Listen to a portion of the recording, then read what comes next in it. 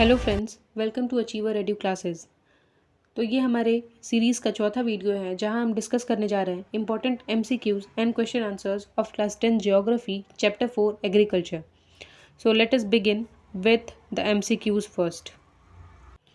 First question is which type of farming is practised on small patches of land using primitive tools? The right answer is option C, subsistence farming. Question 2. Which crop is known as the staple food crop of India? The right answer is option B, rice. Which of the following is a rabi crop? The right answer is option C, wheat. Which crops require high temperature and heavy rainfall? The right answer is option B, rice. Black soil is best suited for which crop? The right answer is option B, cotton. Which crop is known as a beverage crop? The right answer is option A, coffee. Which crop is called a fiber crop? The right answer is option B, jute. Which of the following is a kharif crop? The right answer is option C, rice. Which crop grows well in well drained, fertile soil in tropical regions? The right answer is option B, rubber. Which farming involves growing a single crop over a large area? The right answer is option C, commercial farming. ऐसी farming जो कि trade के लिए की जाती है। 11th, which state is the largest producer of rice in India? So the right answer is option C, West Bengal. Which crop requires cool growing season and bright sunshine at ripening time? The right answer is option B, wheat. Question 13. Which crop is used as both food and fodder? Fodder मतलब चारा होता है. So the right answer is option A, maize, Mecca. Which of the following is a plantation crop? The right answer is option C, tea, chai. Which crop needs high temperature, light rainfall and 210 frost-free days? The right answer is option B, cotton. Which soil is ideal for growing wheat? The right answer is option C, alluvial soil. Which crop is mainly grown in Assam and West Bengal? The right answer is option B, jute. Which farming system involves growing crops and rearing animals together? The right answer is option B, mixed farming. Which crop requires warm and moist climate with rainfall above 200 cm? The right answer is option A, tea. Which crop is an important raw material for sugar industry? The right answer is option A, sugarcane. Imagine you are traveling from Delhi to Chandigarh to attend a wedding by road in January. Which of the following crops will you notice prominently in the fields during this journey? So आप जनवरी के time में कौन से crops आप देखेंगे ज़्यादातर?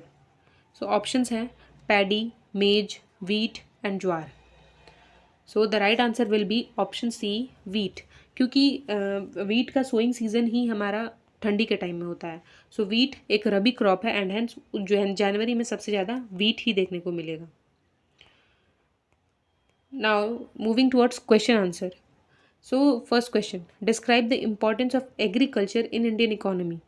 सो चूँकि हमारा देश भारत एक एग्रीकल्चर बेस्ड कंट्री है तो हमारे लिए एग्रीकल्चर तो वैसे भी इम्पॉर्टेंट हो जाता है. तो नाउ लेट अस डिस्कस कि इसका इम्पोर्टेंस इकोनॉमी में कैसे है.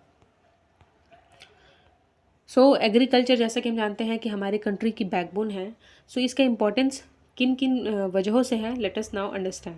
So first is source of livelihood. हमें पता है कि लगभग आधे से अधिक पॉपुलेशन आज भी हमारे देश में एग्रीकल्चर पर डिपेंडेंट है. उसका डायरेक्ट या इनडायरेक्ट सोर्स एग्रीकल्चर ही है.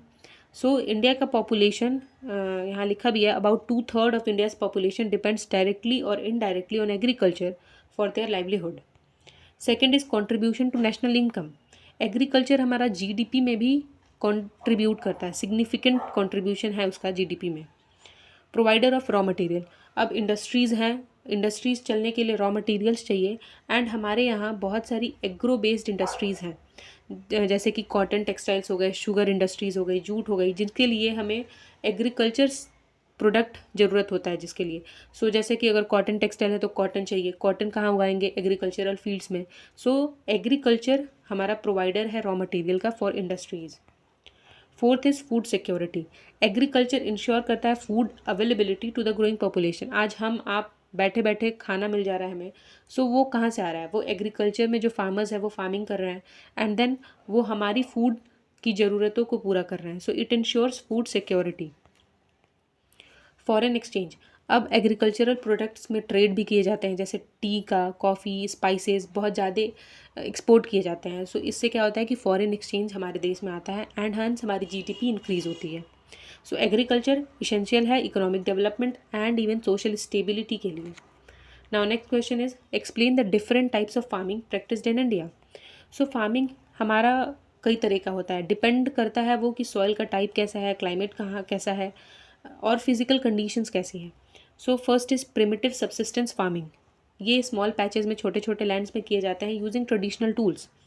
मॉनसून रेनफॉल पे डिपेंडेंट होते हैं और नेचुरल फर्टिलिटी पे डिपेंडेंट होते हैं। It includes shifting cultivation, shifting cultivation जिसको कि झूम और स्लैश एंड बर्न कल्टीवेशन भी कहते हैं। Second is intensive subsistence farming. ये प्रैक्टिस होता है डेंसली पॉपुलेटेड रीजन्स में। इसमें हाई लेबर का यूज़ होता है और इनपुट्स भी ज़्यादा होते हैं ताकि प्रोडक्टिविटी ज़्यादा हो। चूँकि पॉपुलेशन ज़्यादा है तो प्रोडक्टिविटी ज़्यादा हो, इसके लिए इंटेंसिव सब्सिस्टेंस फार्मिंग की जाती है। कॉमर्शियल फार्मिंग, यहाँ जो क्रॉप्स उगाए जाते हैं वो सेल के लिए उगाए जाते हैं, ट्रेड के लिए उगाए जाते हैं। इसमें मॉडर्न इनपुट जैसे कि HYV सीड्स, इसमें बहुत सारे पानी का भी यूज़ होता है। Fourth is plantation farming.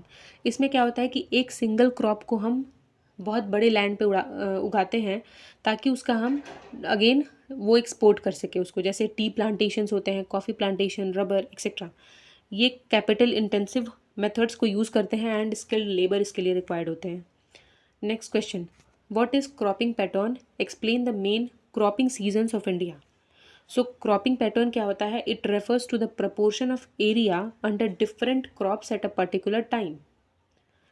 यानी एक पर्टिकुलर टाइम पे किसी एक एरिया में कितने तरह के क्रॉप्स हम उगा रहे हैं, that is known as cropping pattern. India में 3 तरह के मेजर क्रॉपिंग सीजन्स होते हैं। पहला इज़ खरीफ सीज़न। सो ये मॉनसून के ऑनसेट पे ही इसकी सोइंग होती है, जून जुलाई में। हार्वेस्ट किया जाता है सितंबर अक्टूबर में एंड मेजर क्रॉप्स क्या हैं, खरीफ क्रॉप्स, तो राइस, मेज, cotton, jute. Second is rabi season. तो ये विंटर में सो किए जाते हैं अक्टूबर से दिसंबर के बीच। हार्वेस्ट किए जाते हैं मार्च अप्रैल में एंड मेजर क्रॉप्स है wheat, barley, peas and mustard.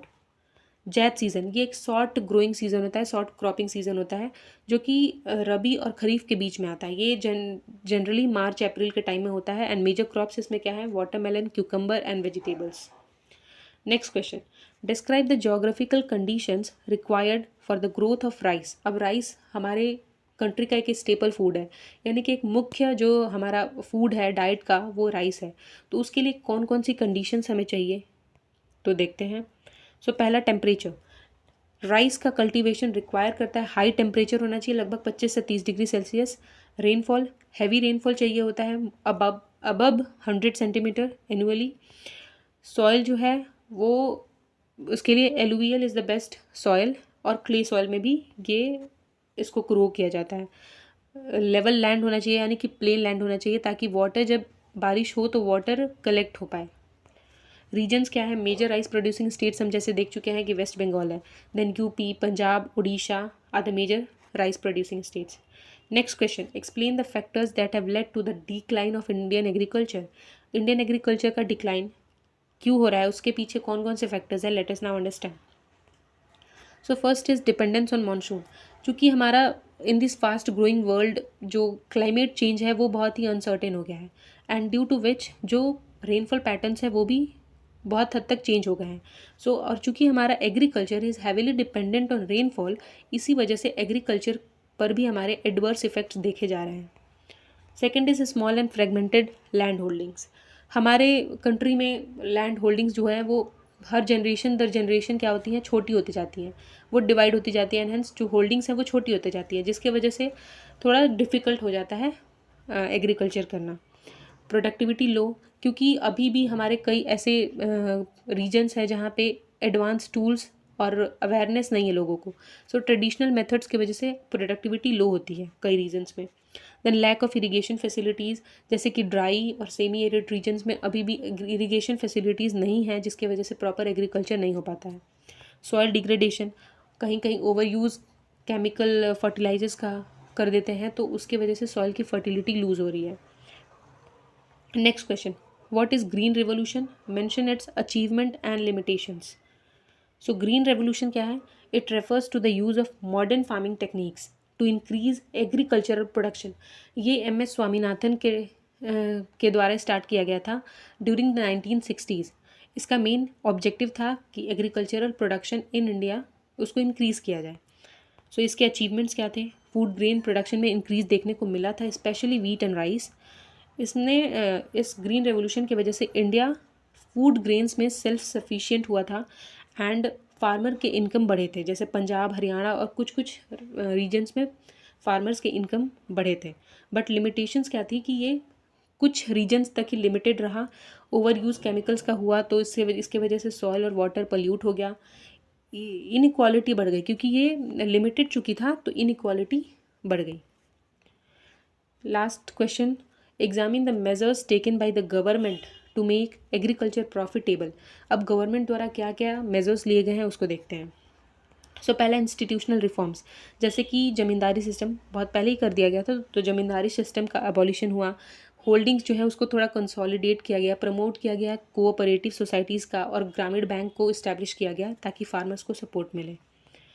Technological reforms में ग्रीन रेवोल्यूशन का इंट्रोडक्शन हुआ और बहुत सारे ऐसे स्कीम्स और वो चलाए गए ताकि टेक्नोलॉजिकल रिफॉर्म्स हो एंड एग्रीकल्चरल प्रोडक्टिविटी इंक्रीज़ हो।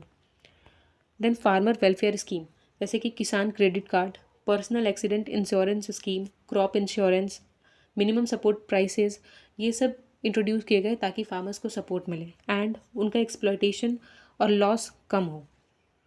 So that's it for the video guys. Hope you liked it.